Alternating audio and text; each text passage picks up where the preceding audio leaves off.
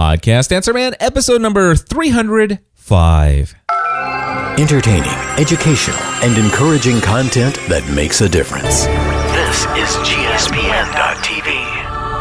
Join the community.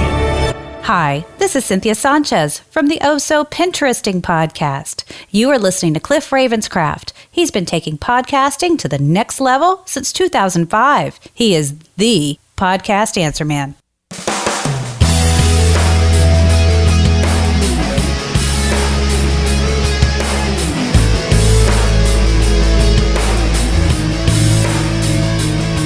Well, hello everybody, and welcome back to another episode of the Podcast Answer Man. My name is Cliff Ravenscraft, and this, my friends, is the podcast about podcasting, helping you take your show to the next level. It doesn't matter if you're a brand new podcaster, if you have been podcasting for many years, or you haven't quite yet recorded that first episode. You know, there's always podcasting-A-to-Z.com that can help you out with that.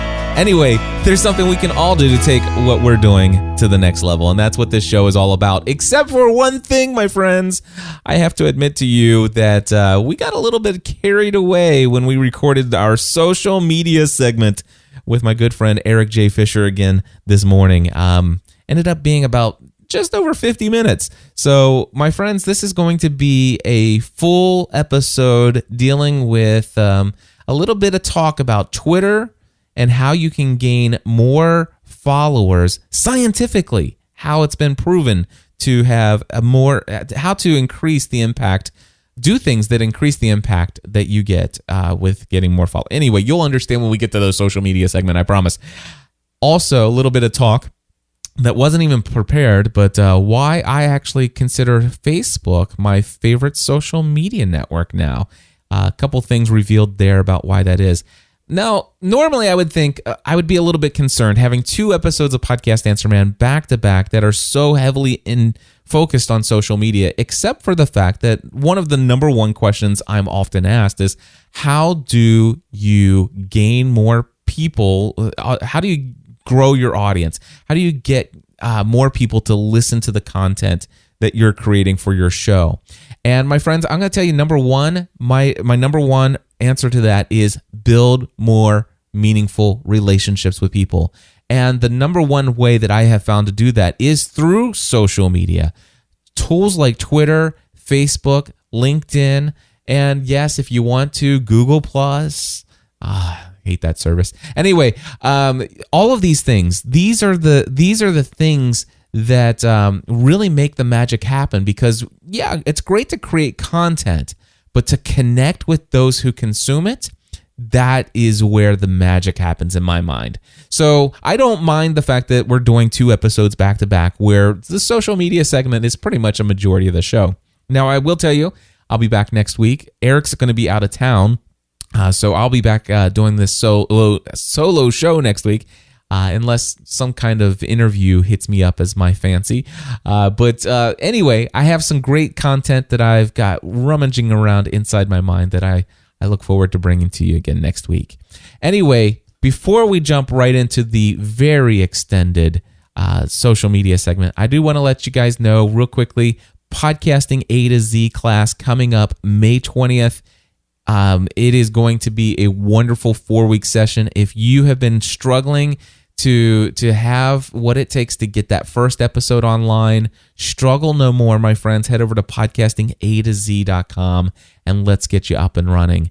In fact, I'm going to share with you a personal plug of the week here right now, and it happens to be somebody who was one of my Podcasting A-to-Z students, and that is Amy Porterfield. This week's personal plug of the week is her online marketing made easy podcast. You can find that over at amyporterfield.com and click on the podcast link. That'll take you where you can find it on her website. Or if you want to be able to be taken directly into iTunes where you can subscribe right away in your podcast app, you can go to amyporterfield.com/podcast. It will take you right to her show. I specifically want to address your attention, if you direct your attention, that's what I wanted to say.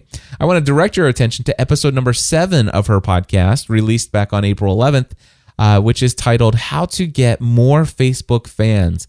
Now, I don't have a fan page for Facebook right now, but I've been thinking about some different things as I move forward and stuff like that. I cut those out a long time ago, shared that in previous episodes.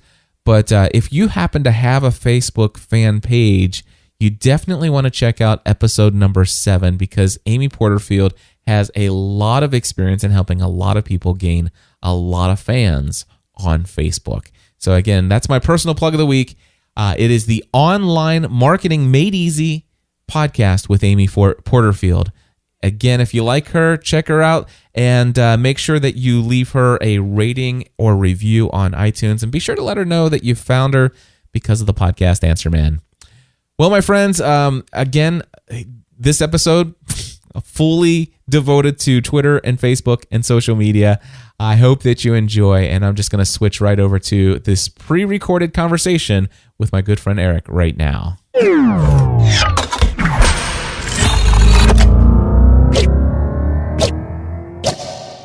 All right, my friends, it is that time once again, our social media segment. And of course, we are joined by none other than Eric J. Fisher, our social media correspondent for Podcast Answer Man and GSPN.TV. Eric, how's it going, my friend?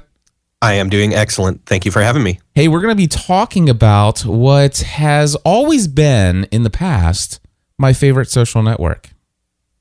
Does that the way that I phrase that, does that bring any thoughts to your mind at all? You still like Facebook better? As of recently. Well, I don't know that I think I do. I think you do. I think I do.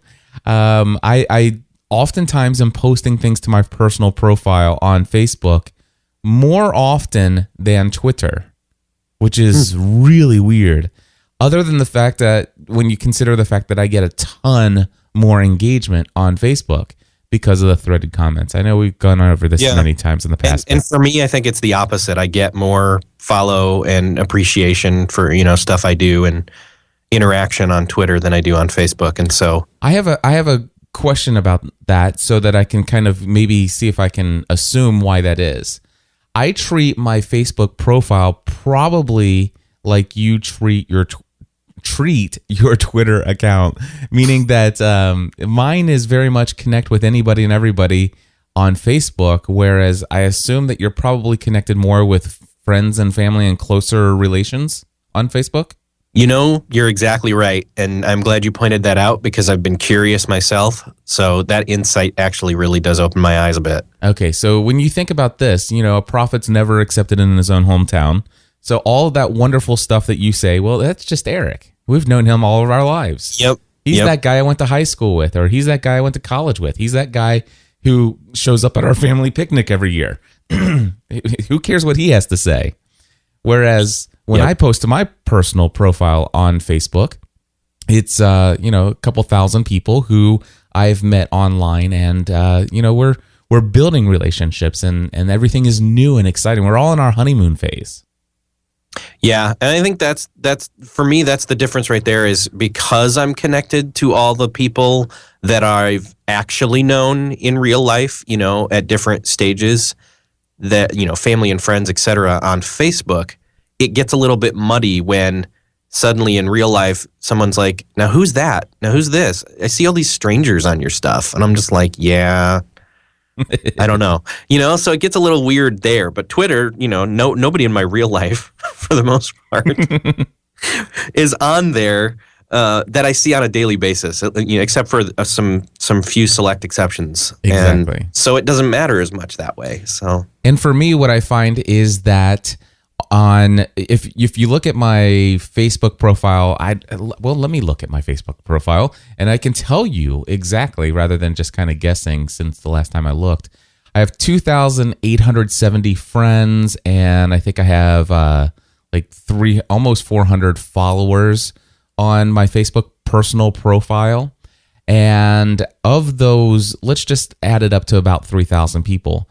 Of those 3,000 people, I am almost certain that most of them, 80%, if I had to guess, and I am guessing, 80% of those people are also following me on Twitter. But here's the interesting thing, though. I have 9,630 people who follow me on Twitter, But when I post things on Facebook, I get a much greater response. And there are a couple reasons why I think this is. Number one, I think it's due to the fact that I'm not limited to 140 characters. So I am able to share just a little bit more to grab people's attentions, to take it to, let's just say, a status update to the next level.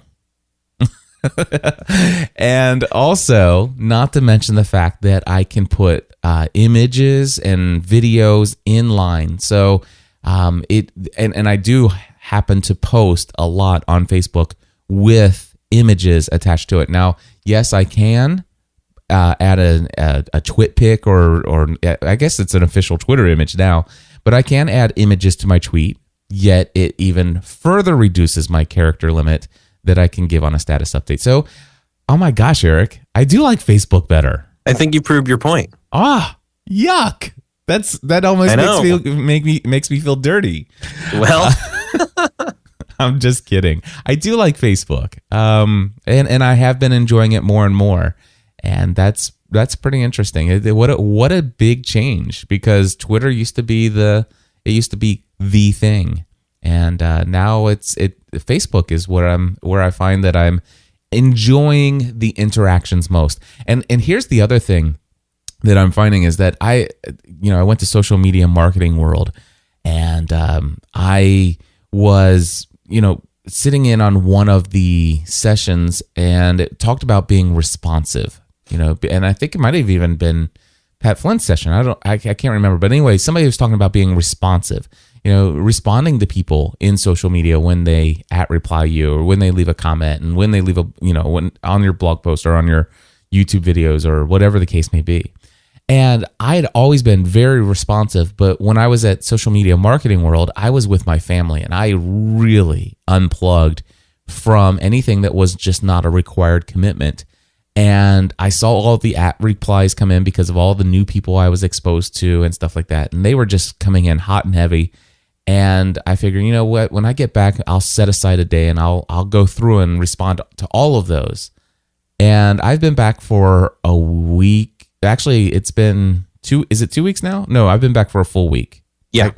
Anyway, the thing is that I still haven't responded to anybody since I can't say not anybody, but I would say I've, out of more than 150 @replies, I've probably responded to 20 of them in the last couple weeks, and that makes me feel bad.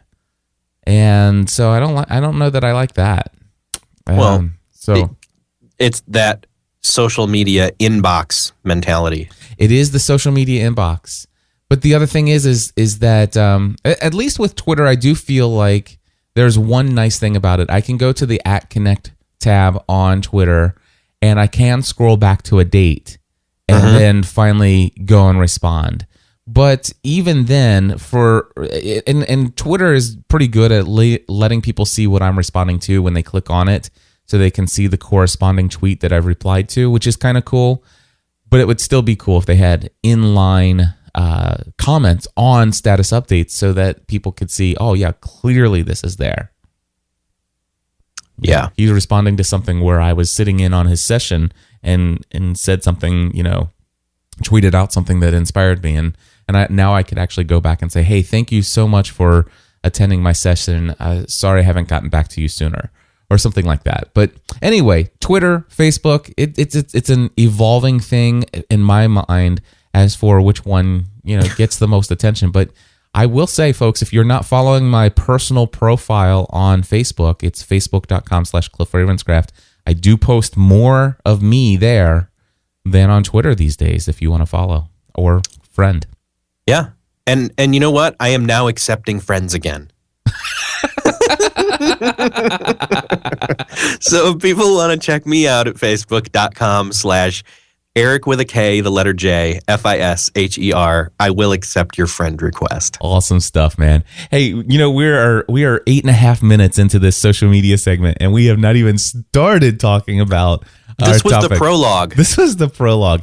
Anyway, by the way, folks, what we just discussed, completely improv. Just came up as I hit the record button. But anyway, we're now going to talk about what we're going to talk about. Tell us about this article, where you found it, what it is, and we'll get into the details.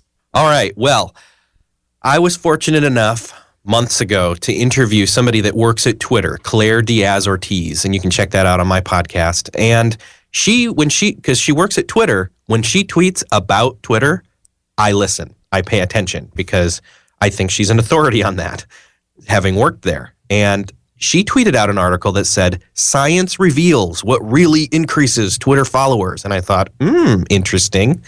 And so what this is it is an article that has some research done over a time span that talks about how to increase, or not necessarily increase, I mean, it does increase, but how to not lose or really attract, make sure you're not detracting potential Twitter followers. I guess that's probably the best way to frame that.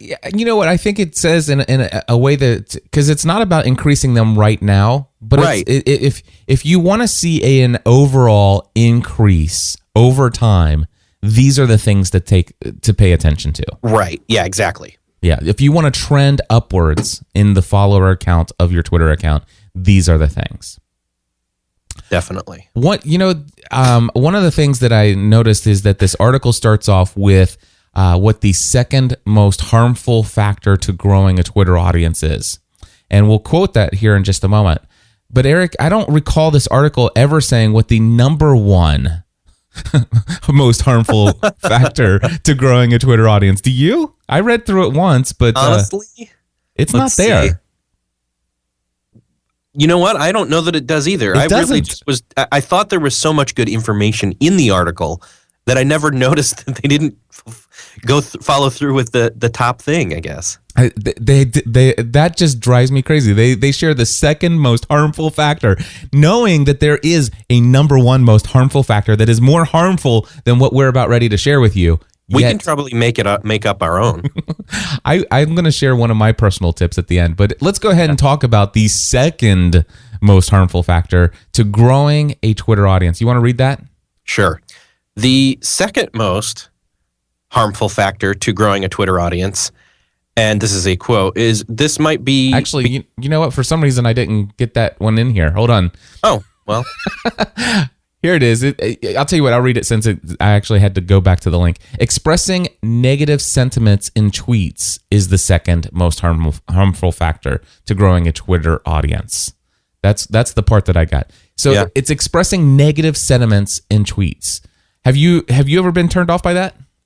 I have. Honestly, even people that and I'm not going to name names, but there have been people that I highly respect that I kind of suddenly have a twinge of, really?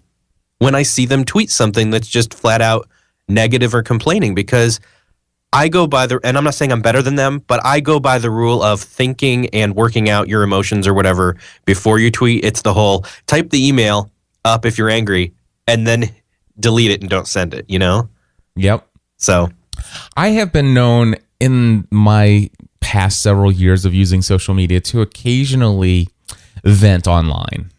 I don't remember that at all. You don't? I do. Oh, okay. I'm joking. I've done it maybe 3 to 5 times in a podcast episode, which is not too bad considering I have over 3,000 episodes. But when I did them, I did them well.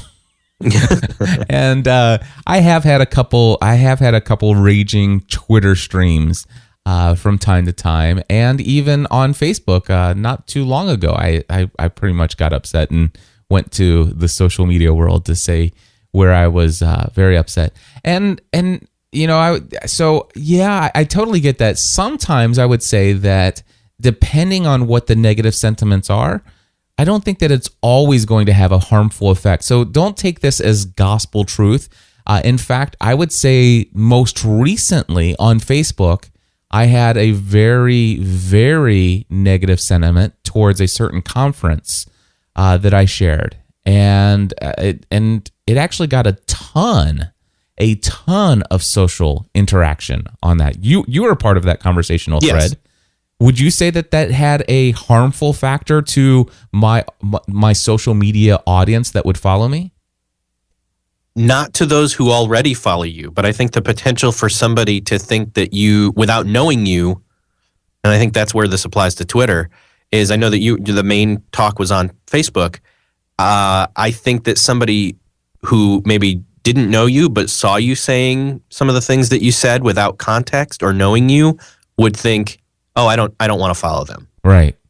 I totally get that. I don't think it hurts your current following. I think it hurts potential following. I think what's interesting here is that I don't believe that I could have had those negative thoughts shared in 140 characters. No. And I don't believe that you can effectively string together 2 or 3 Twitter posts, although I've tried. Have you ever done that where you are on Twitter and you only have 7 characters left and you put CONT for continue, and then you start the next tweet with continued from, and then you go on and you do that just doesn't work. I've done it maybe once or twice ever. Yeah. I don't do that. It's very rare that I would ever do it, but and again, that's one of those reasons why, I was able to share that on Facebook, not so much on Twitter.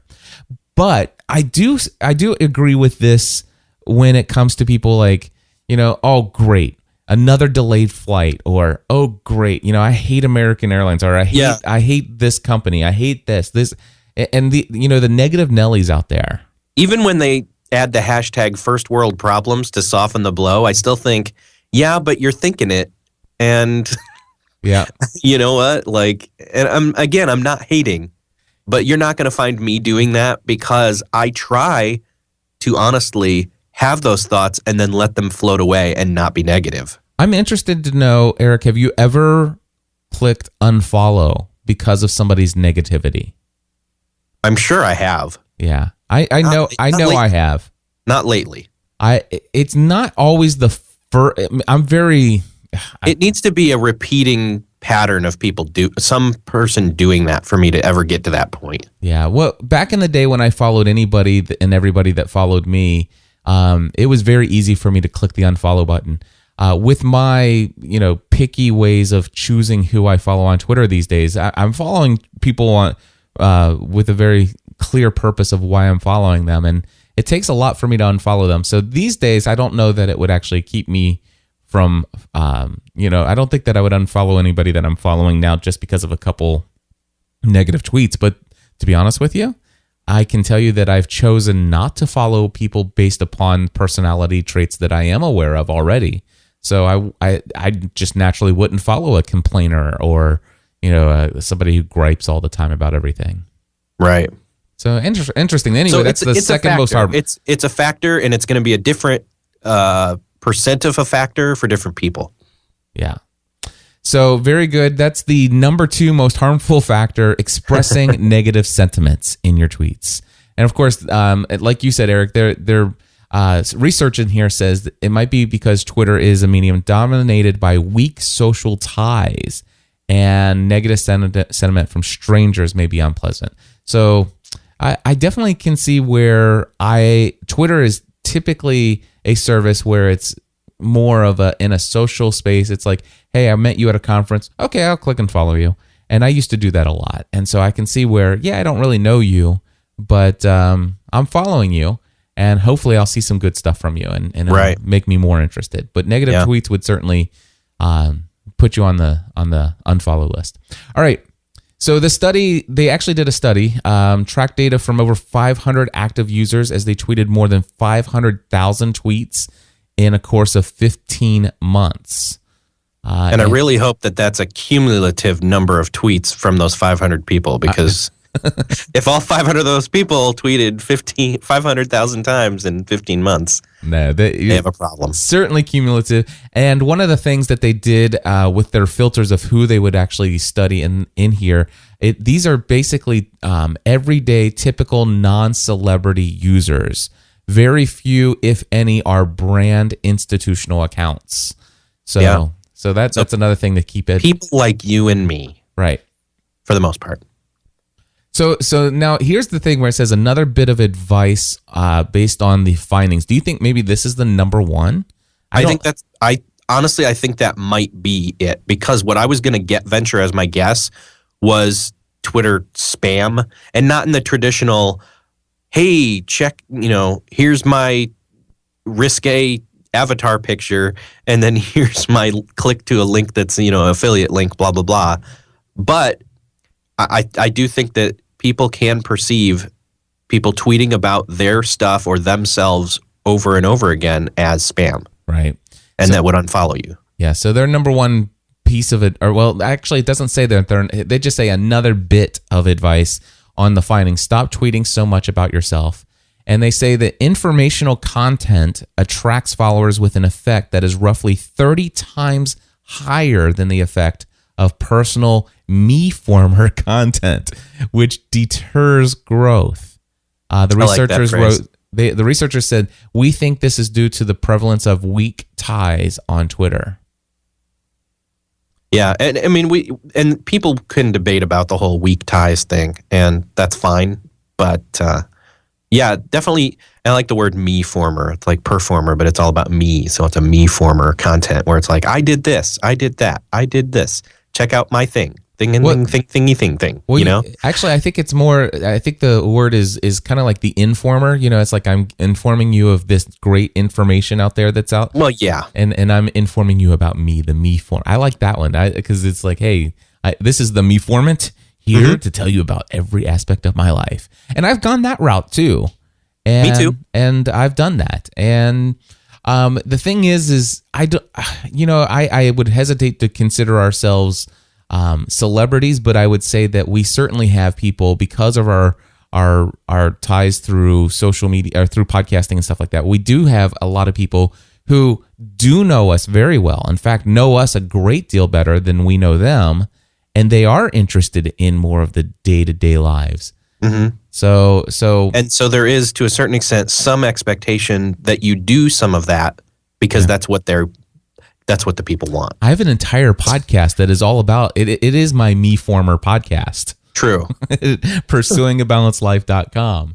And it's got 532 episodes and people still enjoy that content. So yeah. Again, not all of this will apply to everyone. No. And I think again, I think it's about having a good mix. It's about having, staying not as non-negative as you can, first off.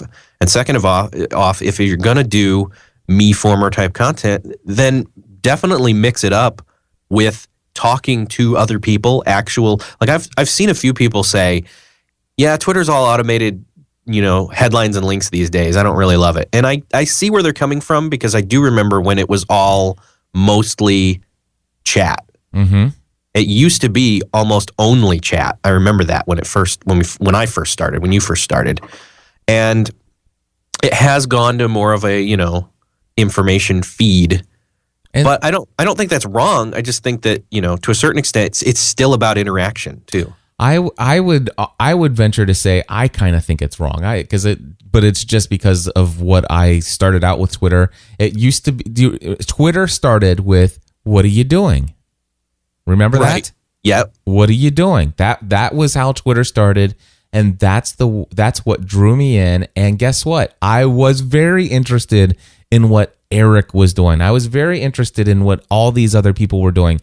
Even people I didn't know, I was interested in what they were doing because they were doing things that were outside of what I would normally think to do. And I totally enjoyed that aspect of it. And I feel like, I'm looking in here at Monty Campbell, John Buchanan, and Jim Queso and Kim Landwehr and Lourdes Wellhaven and all these other people that are in the chat room right now.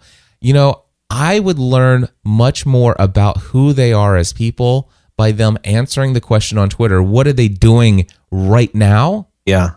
Then here's a link to another article. Here's a link to another article. Here's a link to another article.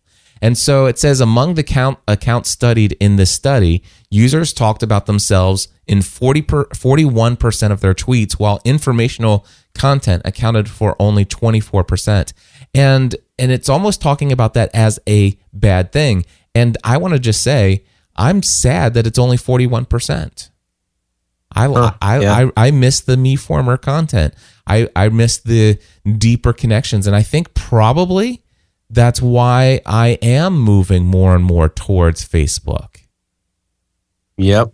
Do you see where I'm coming from? I do see that. Yeah. I didn't realize that until just when I said that. Well, because now Facebook asks you when you go there and there's the post at the top of the feed, what's on your mind? Yeah, and it actually used to say Cliff is, and man, I forgot about that. You had to actually finish the statement. But yeah, so what's on your mind? And I do prefer that kind of stuff.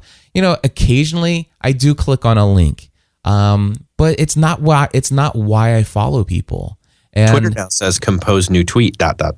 Yeah, and Twitter made a public statement a long time ago. It's like, listen, we're not here to be this. We're a news. We're here for news. We're here to relate information. And so Twitter's the reason behind this shift. They did this intentionally. Yeah, they did say we're not a social network. We're an information network. That's exactly what they said. And so I guess the reason why Twitter has gone to number 2 in my list is because of this. And actually, I'm not going to say probably, it is. I can certainly say the reason why I don't enjoy Twitter as much as I used to is because it is mostly, here's a great article from so-and-so, link ... And it's just not the same. I really miss hearing what's going on in people's day-to-day lives. Yeah, that's an excellent point, honestly. Yep. So anyway, factors from the chart. So they had this chart in there, and they talk about all the things that have the biggest impact. And we're gonna read these off and give a little commentary. But they said, let's start with the biggest impact first, and go to the things that have the littlest amount of impact. But let's start with the big ones first. Number of connections in common with potential new followers is good. So when you sign up, when you click on somebody's profile today, it actually tells you, doesn't it, who you have in common? It does. So if I click it'll say who that you're following is following them. Yep. So for example, here's Michelle McPherson. Have you ever heard of her? I've heard of Elle Macpherson. Okay, I just went in here. It says who to follow on Twitter. So I click on her profile. It says Michelle McPherson, and and by the way, her bio is brunette, and she's in Petaluma, California, and she's got from idea to empire.com.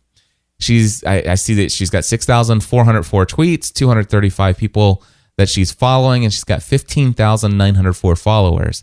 And then below that, it tells me that she's followed by John Lee Dumas, Miran Beckett, Albert Hathazi, and 8 others. And I can click on the 8 others link, and then it takes me to the long list. And I can see my good friends, Lourdes Wellhaven, Mark Mason, Wayne Henderson, Pat Flynn, Stu McLaren, Dave Sinkin from Blog World, New Media Expo, Jason Van Orden, Elsie Escobar. All those people are following this individual. So, which is a pretty high endorsement then, to see all those people following her. It's not so much the number of people, but it's not the number. It's those people. It's those people. These are the people who are at the top of my personal list of people. Now, of course, the thing is do you want to know why it's the top of my personal list? Because you're not following that many people. Because I only follow people who are at the top of my list. Right. So basically, I tend to keep my following to about 100 or so people, and so this tells me how many people out of the 100 or so that I follow on Twitter also follow this person, and that does have a lot of impact. So that is a big one. What's the next one? The next one is high frequency of others retweeting your tweets, and that one's almost a duh. Yeah, and by the way, some of these are good, some of these are bad. So basically, it's the amount of impact. We're going from the greatest to the least impact. And is it a good impact or a bad impact? And so far, the first one, having the number of in common potential new followers is good. High frequency of others who are retweeting your content is good. Well, that is a duh. Yeah. I mean, obviously, what happens is they're taking your content and sharing it with their friends. And whenever I actually put out a tweet, I recently put out a tweet from Pat Flynn saying congratulations because his book, Let Go, is #1 in entrepreneurial and business in Amazon Kindle, which is totally awesome. Congratulations, Pat. Great book, too. Yep. And that got retweeted by a couple people. And as soon as that happened, I signed into Twitter and saw my account say, 23 new people are following you. Just as a result of that. So obviously that has a very good impact. So if you can create content that others would naturally retweet, that's going to have a high impact on the number of people who follow you overall. All right, next one. High frequency of informational tweets. And they say this is good. They say it's good, and I think what they mean is, I think what they're saying with this, in a weird way, is tweet good stuff. Tweet content that somebody will like. Yep. And that's, depending upon what your Twitter account is being used for, that's the context of what's good and, Yeah, and again, my own personal preference is that it has a little bit more of a negative effect. I like a low frequency of informational tweets. I like informational tweets from you that are related to who you are, and that's great. But a high frequency of them, and I'm even following quite a few people who that load up their informational tweets into some systems like Buffer and stuff like that. That, to be honest with you, I really just wish I knew what you were doing right now a little bit more. So, I feel like it's a little bit. I look at those stories, and some of them are new, they're unique, they're blogs I would have never read or anything like that. But anyway, I'm not saying that informational tweets turn me off, but too much of them, a high frequency, actually can have a negative impact on me personally. All right, next one is too many broadcast tweets that are not directed at anyone in particular. And they say this is being bad. Broadcast tweet, like for example, I have 35 more. I've got 79 more emails in my inbox, but I'm calling it a day. Yeah, maybe. Although I think you would consider that a more of a "what are you doing right now?" That's true, but that is a tweet that is being just broadcasted out, and it's not really directed at anyone in particular. It's just like, hey, this is what's going on. Yeah. Yep. I'm hopping on the next flight. Yep. Running through the airport to get to the next flight. Really? While you're tweeting? Really? I always, when I see those, I'm like, oh, geez. Yeah. You're tweeting, but you're rushing to the airport or to the next flight. Anyway. Too much negative sentiment in your tweets is bad. Obviously, we've talked about that one. Here's a big one. A detailed profile description or bio is good. And I could not agree with this more. The most, fill up as much of that thing as you can fill with good information that describes who you are. It is your sales page for whether or not I'm going to follow you. Mm-hmm.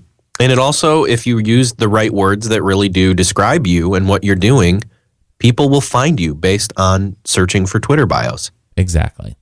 All right. The next one is profile URL is listed. Let's see. Profile URL is listed, which is good. Yep.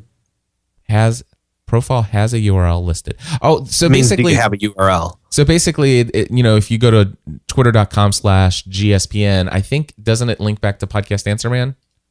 I think it does. So it actually, podcastanswerman.com. So that's what they're talking about. It doesn't link back to somewhere where they could click to get more information. Yes. Before they make their decision. All right, that's a good one. All right, what's this next one? Burstiness. I've never heard that word, of your tweets, or the peak rate of tweets per hour. More is good, Twitter agrees. So I think what they're saying is short, bursts of tweets and then a lull and then doing it again. At least that's what I'm reading this to be, a burst. Like a burst would be like a shotgun. Boom, boom, boom, boom, boom, boom, boom. And I don't think it'd be I don't think tweeting out 7 headlines all at once is what they mean by that. I think what they mean is you jump in and interact with a bunch of people all at once. Like you answer a bunch of quote unquote tweet emails real quick and then downtime again. Yeah. I don't know. It's hard to read what they mean by this. This one, they don't actually give any very, very good clarity. One thing I can say, if you're going to go in and start replying to people, that's cool, because that doesn't necessarily fill up my timeline. Right. But all of a sudden, I will tell you one thing that really turns me off is the time when somebody who is a little bit more of a celebrity, they have tons of followers, and one of the things that they do is, instead of hitting @reply, hey, thanks for the response, @reply, hey, thanks for the response, they go in and retweet everything. They hit retweet and then addendum their comment on it. Yeah, and yet as the opposite, you kind of I'll confess, if a quote unquote celebrity reads something that I say and comments on it by retweeting it and adding their comment, I feel good. Yeah, but it's just those ones that do it for every single one. Right. Yeah. And it's less about you. It's more about just hit reply and respond. Don't worry about how it's seen. Yeah. So. Yeah, I guess what I'm saying is some of the celebrities that I might follow, and I'm not talking about like big celebrities. I'm talking about just people that that are internet celebrities, influencers. Let's just say that. I'd prefer that they curate their retweets rather than 40 burstiness of 40. So yeah, more is good is what they're saying in this article. I don't know if we really understand what they're saying, and regardless of what they're saying, I'm not quite sure I agree. But yeah. Anyway, high ratio of followers to following is good. So I think that means that if you got a higher number of people following you than you are following, then that is actually seen as good. And like, for example, if you go to my profile, I have 9,630 people who follow me, and I follow 104, and they're actually seeing that as good. Yeah, high ratio of followers to following. Right. Yeah. And because in a way, you don't want that backwards. That's for sure. Yeah, because it communicates in a way. It's like, wait a second. So these people, when they're following him, Cliff Ravenscraft, they know that I'm not going to be following them back because I only follow 104 people out of almost 10,000. So there's not the expectation. So it's like, well, gosh, this guy must have something to say that people are interested in, if he's not going to reciprocate with the follow. So right. that so there is a little bit of that. But the other side of that is when you actually have the ratio the other way, where you're following 20,000 people and you only have 9,630 people who follows you. That means, like, dude, you're just following everybody, hoping that some people will reciprocate. Mm-hmm. Right. So those are the kind of psychological factors that people are evaluating when they're thinking about following you. Yeah. All right. So what's the next one? Lots of tweets with positive sentiment. That's good. And certainly this is one of my favorite things is to put out quotes every now and then. I don't like the burstiness of putting them out all day, every day.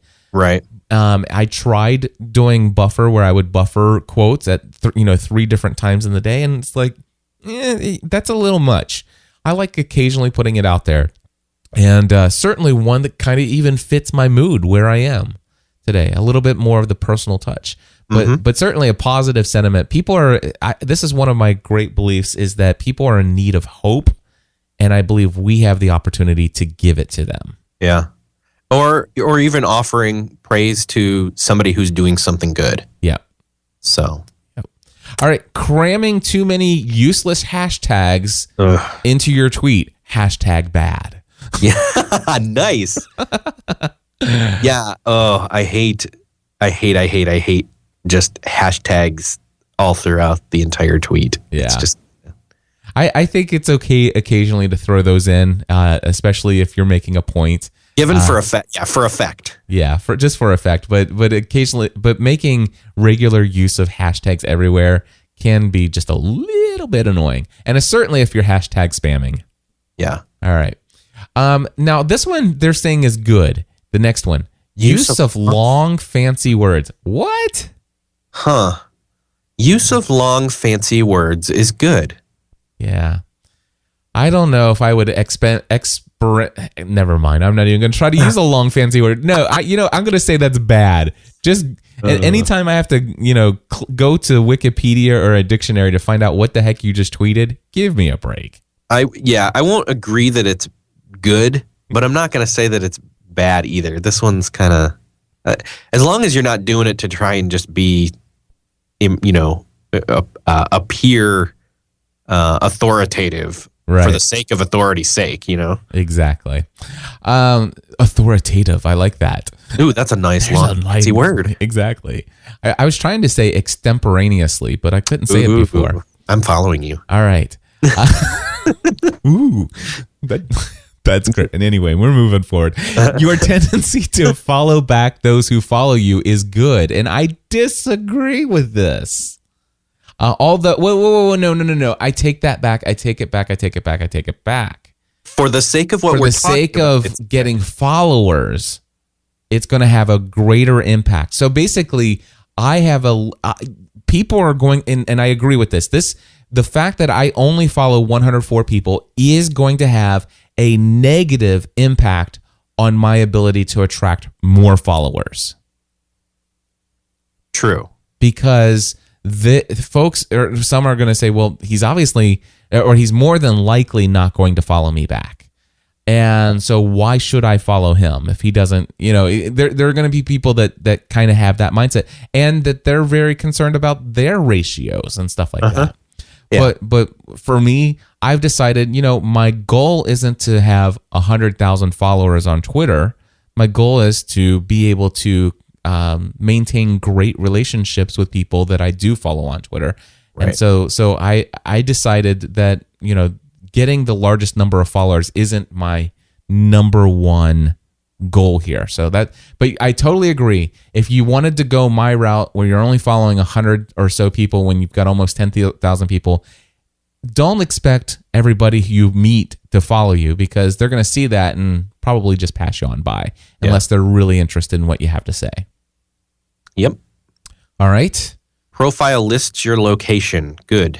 This is something I do not do. I am, well, wait a second. No, I actually do have Northern Kentucky. Yeah. So you're good. I do put that in there. That's good enough. But I make sure that I don't put my GPS location. Right. I mean, for mine, I put Indiana in the interwebs. So yeah, it gives people an idea of what part of the country you're from and stuff like that, or what country you're from, for that matter.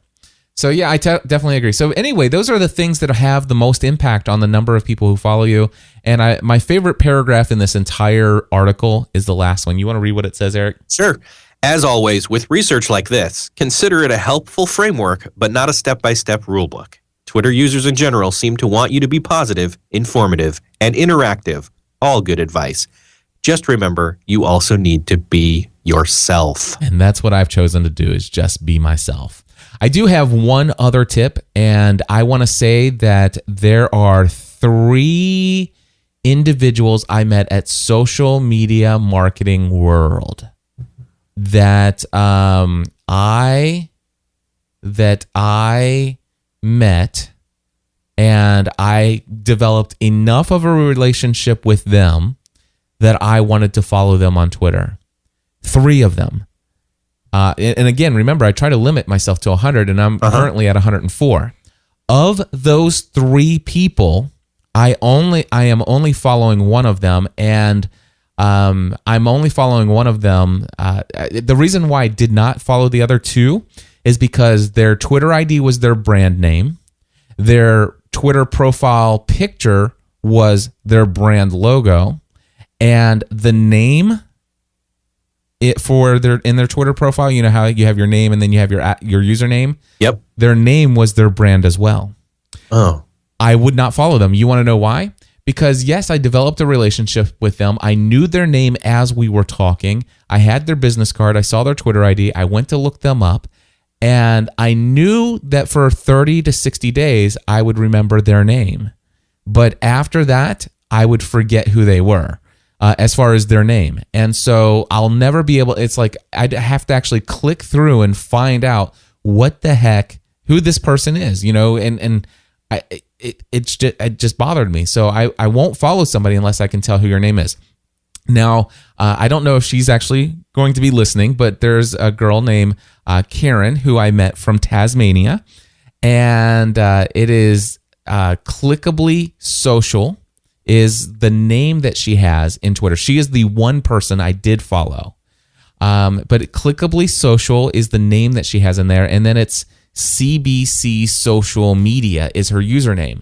Now, normally, I would not follow her, even though I met her and I developed a good relationship. She came to the meetup. It was really great to meet her and her husband from Tasmania.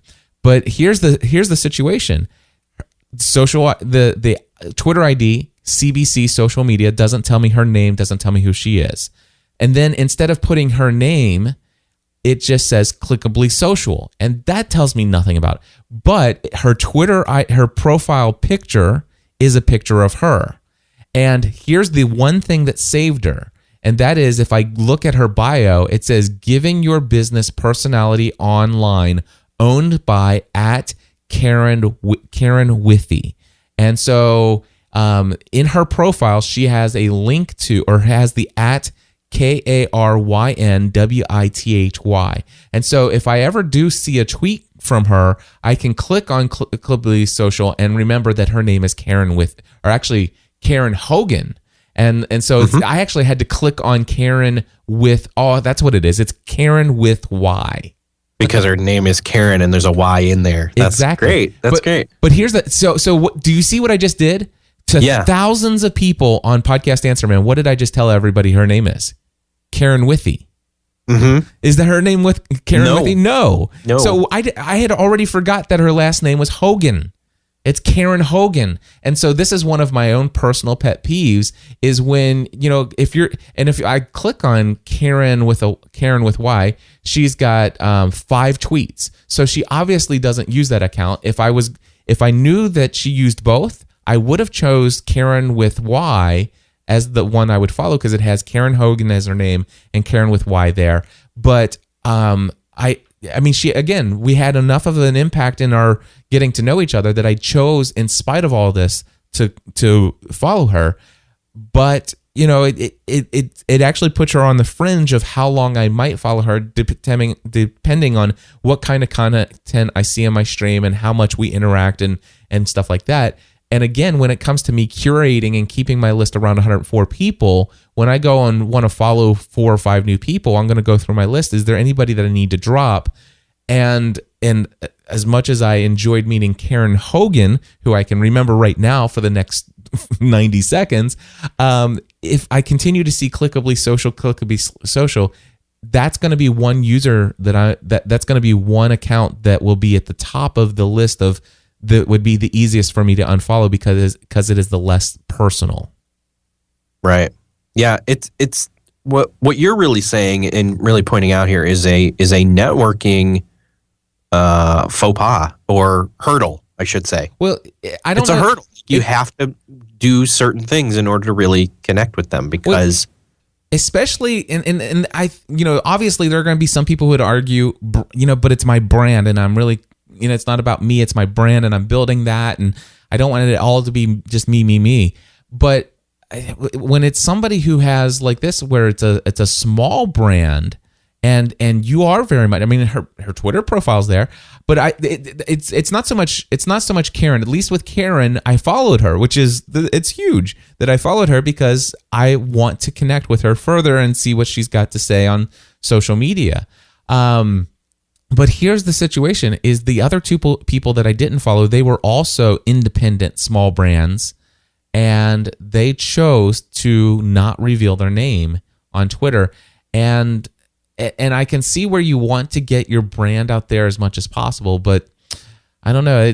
For me, if you don't have a personal profile and you're only using a brand, then use your name in there somewhere, at least in your bio. Put your name in your bio. Yeah, I prefer, if you're a brand, be a brand, and if you're a person, be a person. You can now share your brand stuff from being a person, but be a person first. Yeah. The other thing I have here is 37 Signals. I follow 37 Signals. I don't have any problem. The username is 37 Signals. The name on the account is 37 Signals, and the bio is news on 37 Signals products and more. We're here to answer questions Monday through Friday, 9 a.m. to 6 p.m. Central Time. Now, see, that is an example where that is an exception. I know that Jason Fried owns the company. I know that they have lots of employees, and there could be, at any time, any of their employees could be in use of that account. But I don't follow that for personal connection or to get to know them better. I follow that account to keep up to date with, notifications of if Basecamp might be down or Highrise might be experiencing an outage and updates on when that's coming back up or something like that, which, by the way, hardly ever happens.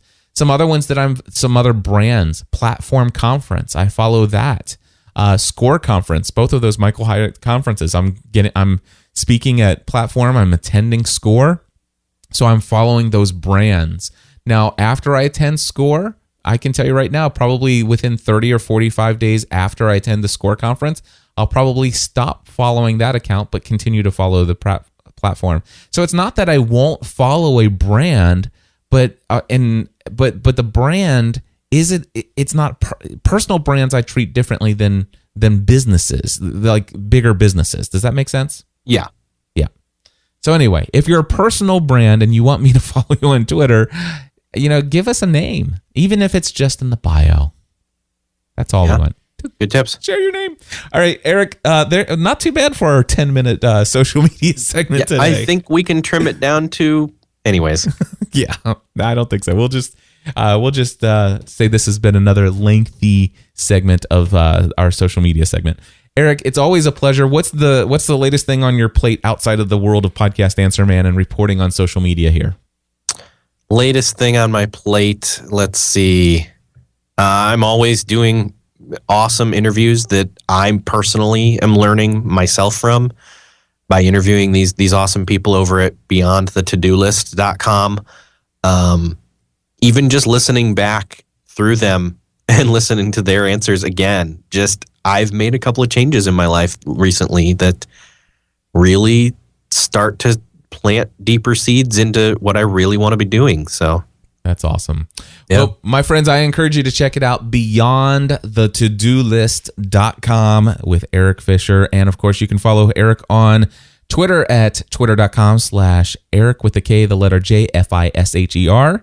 And I am still accepting more friend requests on Facebook. Hit us up on Facebook, facebook.com/Eric with a K, letter J, Fisher.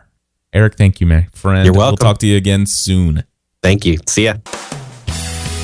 Well, my friends, it's going to wrap it up for another episode here of Podcast Answer Man. Got a couple of things I want to share with you here at the end. First, I want to say thank you to the folks behind lifeinnovators.com. Again, that's lifeinnovators.com. I noticed that it's still pointing to an old domain, but the folks behind that domain have recently used my affiliate link at Bluehost to sign up for a hosting account. And as you guys know, when somebody signs up for a hosting account through Bluehost, I do receive a very generous commission. So thank you guys for doing that.